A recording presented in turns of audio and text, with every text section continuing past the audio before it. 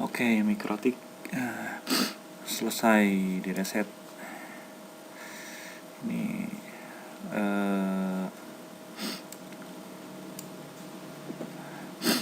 harusnya dia ada default configuration.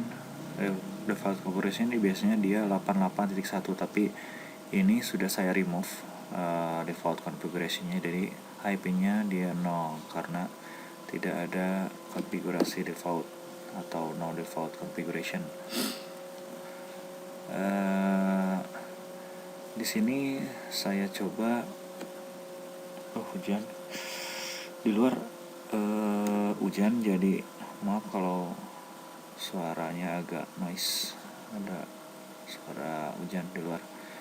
Ini balik lagi, di sini kita sudah remove configuration, dan skenario pertama adalah skenario dosen, yaitu dosen dia mengambil dari sumbernya Speedy, langsung masuk ke Ether 1. Jadi di sini yang pertama adalah kita akan mengkoneksikan dari Speedy ke mikrotik. Kita coba connect melalui MAC address karena IP-nya kosong. Tapi kita coba nih ke IP kosong. Dia nggak mau karena kita belum punya IP. Kita komunikasinya lewat MAC address. Oke, ini kita sudah masuk. Seperti biasa, kita masuk ke sistem dulu, kemudian identity. Di sini mikrotik punya saya namai dengan dosen. Oke. Kemudian kita cek interface-nya. Nah, interface ini kita akan gunakan untuk sumber internet. Nah, kalau mahasiswa dia sumber internet dari WLAN. Ini kita enablekan WLAN-nya.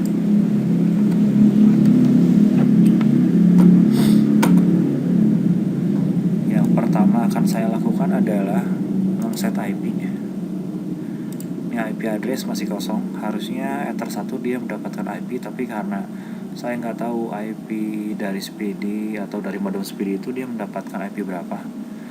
Jadi saya coba saya set Ether 1 dia akan menerima DHCP client atau dari DHCP server modem Speedy.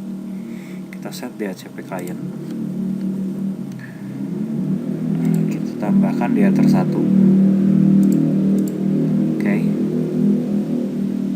Oke, dia bound. Berarti statusnya dia sudah terkoneksi dengan modem Speedy. Dia diberi IP 1.15. Oke, berarti nanti di gateway-nya kita kasih ke 1.1. Oke, dia sudah mendapatkan IP. Kemudian kita tambahkan juga address untuk Ether 2. Ether 2 itu adalah yang terkoneksi dengan laptop saya. Saya kasih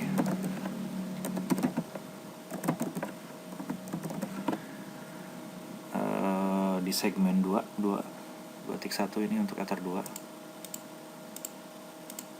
Oke, kemudian khusus ini adalah untuk wireless supaya mahasiswa bisa terkoneksi dengan mikrotik punya saya melalui wireless. Saya kasih dengan segmen 10.10.10.100. Oke. Jadi kita sudah punya 2 IP. Nanti kalau misalkan Anda atau mahasiswa saya satu kelompoknya berapa orang, silakan aktifkan Ethernya. Beberapa misalkan Ether 1, Ether 2 itu IP-nya 2, Ether 3 IP-nya 3.x, 4.x, 5.x, dan lain-lain. Kemudian di sini supaya laptop saya mendapatkan IP otomatis dari Ether 2, saya aktifkan DHCP servernya. Untuk mengaktifkan DHCP server, atau DHCP server adalah Ini dia server yang akan memberikan IP ke semua device yang terhubung dengan Ether 2 misalkan. Jadi supaya semua device itu tidak usah mengset IP secara statis atau secara manual, tidak usah mengset DNS juga, kita set dari DHCP server. Ini kita di Ether 2, kemudian next. Ini kita next juga, kemudian gateway-nya kita ke 2.1. Kemudian ini adalah alamat yang akan diberikan kepada klien. Kalau misalkan teman-teman tidak mau IP 2 sampai 10 diberikan kepada klien, kita set di sini. Berarti 11 sampai 254, berarti IP yang akan diberikan adalah 11 sampai 254. Misalkan 2 sampai 10 itu kita set statis untuk server supaya tidak ada konflik. Jadi IP 2 sampai 10 tidak akan diberikan ke komputer lain oleh si DHCP server ini. Kita next. Ini DNS servernya ke 1.1, nanti DNS kita tambah lagi. Nah, ini ada list time. List time ini adalah waktu peminjaman IP. Di sini adalah 3 hari. Jadi kalau misalkan nanti teman-teman usernya banyak, ya kita batasi saja. Misalkan 3 jam atau 5 jam. 5 jam sekali dia akan mengetes atau akan mengecek IP mana yang tidak digunakan. Dia akan ditarik. Atau nanti setiap 5 jam sekali dia akan mengecek atau merenew IP address. Next. Selesai. Ini kita sudah mengset IP Ether 2 sebagai DHCP server. Kita coba cabut, pasang lagi, kita pasang lagi. Ini harusnya dia mendapatkan IP 2 titik. Oke, 2.254. Berarti dia mendapatkan IP otomatis dari DHCP server di Ether 2. Oke, tapi belum terkoneksi dengan internet. Nah, sekarang kita coba. Ini Winbox akan otomatis disconnect karena ada perubahan konfigurasi di Ether 2 dan di laptop saya. Nah, di sini sudah ada tadi identitas yang saya ganti dosen ini menjadi di sini. Kemudian IP-nya 21 karena lewat Ether 2. Oke, berikutnya adalah kita tambahkan DNS. Ini DNS Google. Jadi kalau teman-teman mau pakai DNS speedy silakan. Saya checklist allow remote request supaya semua device yang terhubung bisa menggunakan DNS yang sama atau tidak usah. Atau DNS ini bisa digunakan oleh device-device yang lain, didistribusikan ke device-device yang lain. Oke. Kemudian berikutnya adalah kita set route-nya. Ini route-nya kita kasih ke gateway supaya bisa terkoneksi.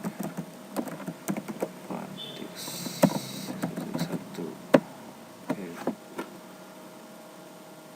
Ini adalah gateway-nya ke modem speedy. Oke.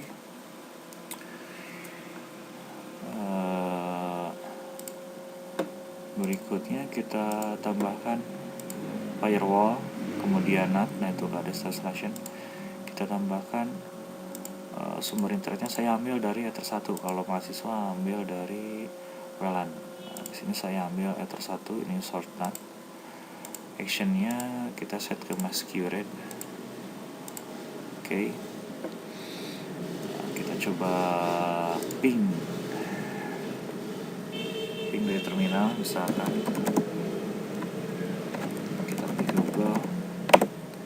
Oke, berarti dari router sudah terkoneksi ke internet. Ini buktinya dia sudah bisa ngeping ke DNS Google.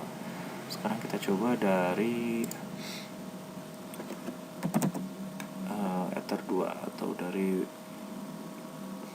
saya.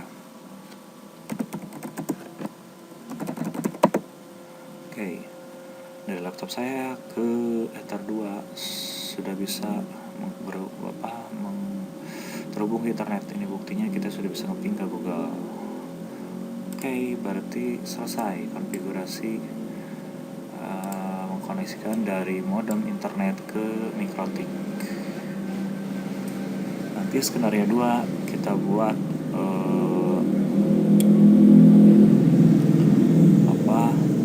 mahasiswa konfigurasi untuk mahasiswa, dari mahasiswa ke Mikrotik dosen yang tadi. Oh ya, wirelessnya kita coba set.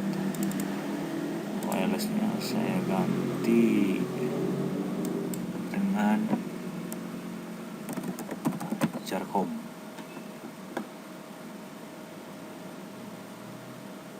Oke, kita set ke Jarcom. Selesai. Kita tes, harusnya ini bisa terkoneksi ke YouTube. Press. Oke.